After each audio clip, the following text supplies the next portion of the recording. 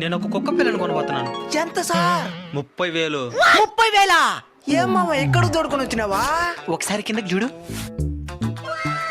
దీంట్లో ఒకటి సెలెక్ట్ చేసుకొని పోయే ఆయనకి అమ్మేద్దాం. ఈజీగా ఈది కుక్కని కనిపెట్టేస్తాడు. ఆ నల్ల బంగారాన్ని ఎత్తుకో. నేను ఎవ్వడు కనిపెట్టాడు. పద. ఎంత మామ ఈ కుక్క పిల్ల? 50,000. జర్మన్ షెపర్డ్ పేరునేవా? ఇది ఆఫ్రికన్ షెపర్డ్. నాకు ఇచ్చేయండి ఆ కుక్క పిల్లని. 50,000 ఇది. నా దగ్గర ప్రస్తుతం 30,000 ఉంది. 20,000కి బాండ్ పేపర్ రాసిద్దులే గాని.